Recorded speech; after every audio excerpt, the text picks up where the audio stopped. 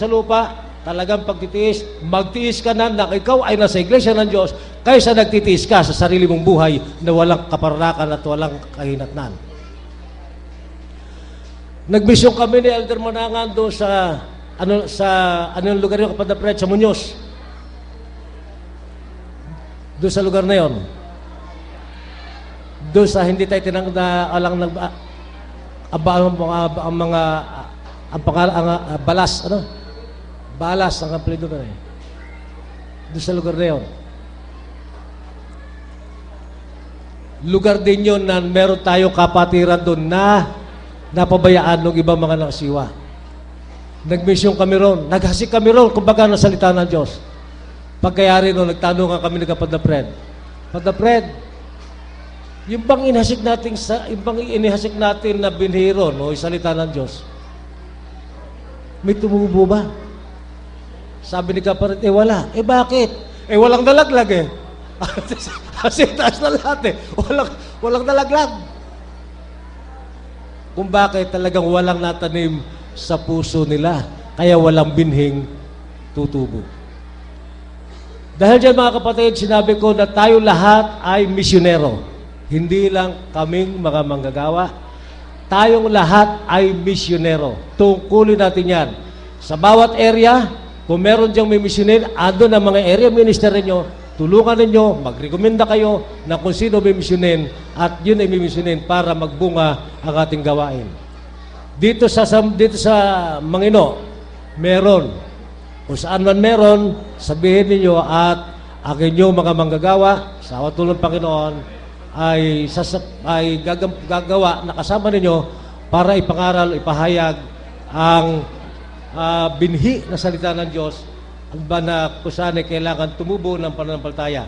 Bueno, hindi ko na babasahin, hindi ko na isa-isahin yung mga pangalan ng mga nabautismuhan nitong taon na ito na 2011. Sa kabuuan, ang nabautismuhan ng taon na ito ay 39. Maaring iba, hindi nakapag-submit ng mga records ng kanilang mga nabautismuhan. Kumbaga, ito lang ang nakarecord. Sa 2011 record na mga nasubmit o natanggap namin ay 39 silang lahat. At nais ko lamang din na basahin o sabihin kung sa bawat area kung ilan ang nabautismuhan. Sa Science City, Muñoz, Nueva Ecija, year 2011 ang nabautismuhan. Sa ilalim ng mga pangangalaga nila kapatid na Lloyd Domingo, sino pa? Juan Blancas, sino pa? Alay Samina. Ilang kayo ron? 4, Alvin. 4 kayo. Oh. Tsaka yung isang matanda ron. Elder Manangan. Alam niyo ba kung ilan na nabautismuhan doon? Katulong kasama ang mga members ng lokal ng Muñoz at Pandalya ang nabautismuhan doon. 23 katao ang nabautismuhan.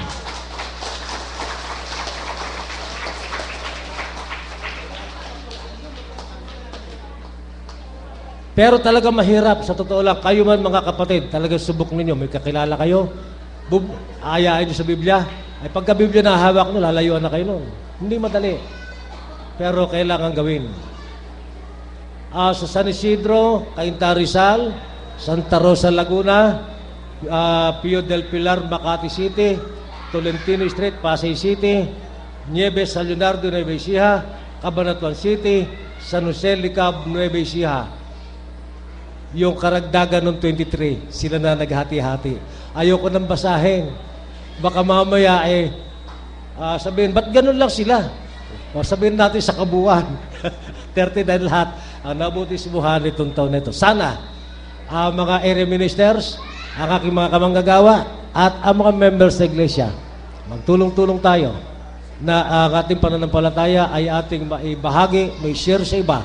At kung kailangan ninyo, ang inyong mga ministro ay tutulungan kayo para sa nasabing mga misyon.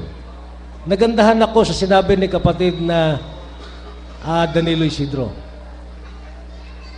Ano ang nasa iyo na hindi mo tinanggap?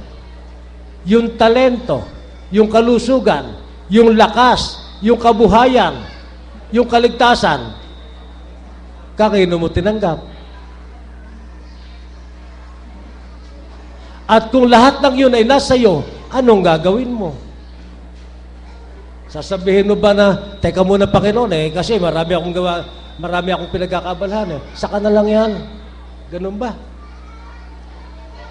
Yung lahat ng yun, hindi daw dapat ipagmalaki ng sino man na mga mananampalataya na pinagkalooban ng magagandang talento, kalusugan, kalakasan at kabuhayan.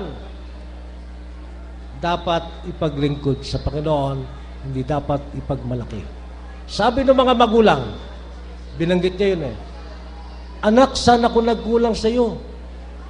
Isinilang kata, inalagaan kata, pinalaki kita ng maayos, binigyan ng edukasyon, binigyan ng lahat ng kailangan mo, ngunit na makatapos ka.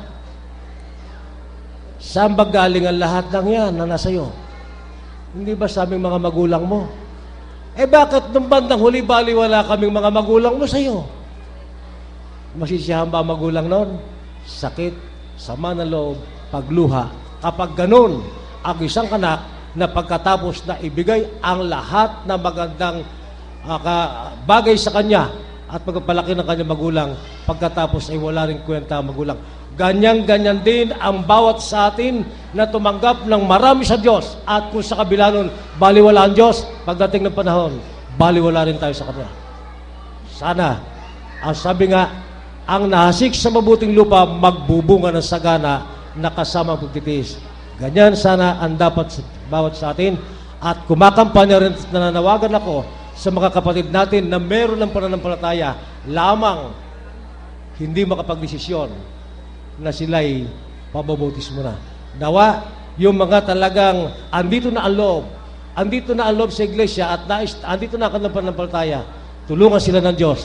Dumating ang panahon na makapagdesisyon sila na maging kagaya natin na sa pagitan ng bautismo ay tinatakan ng Espiritu Santo kasama nating bilang may karapatan ng mga anak ng Diyos. Mapayapang pasalamat sa lahat at sa pagkakataong ito. Lahat tayo sama-sama, saan man tayo nanggaling, gano'n man kalayo, isa ating layunin. Ako, kayo, may padama ko sa Diyos kung gaano niya ako kamahal at kung gaano ako naman siya iniibig para siya aking paglingkuran habang nabubuhay. Magandang hapon po sa inyo lahat.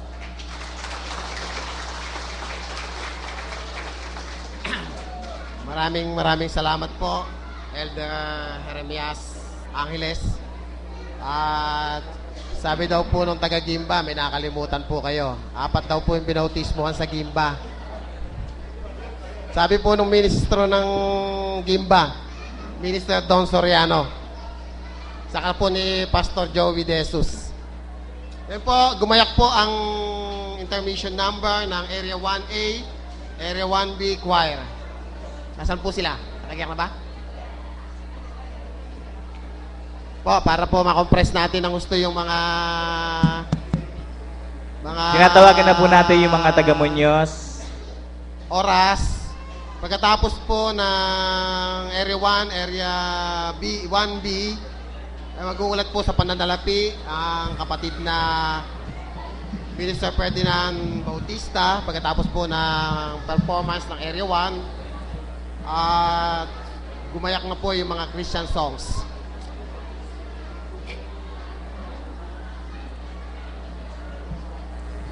Ayan na, brad, sinabi ko na, 4 sa Gimba, ha?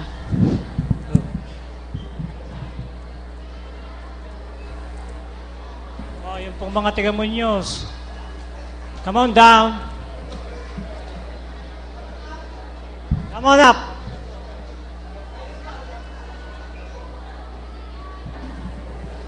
Pastor,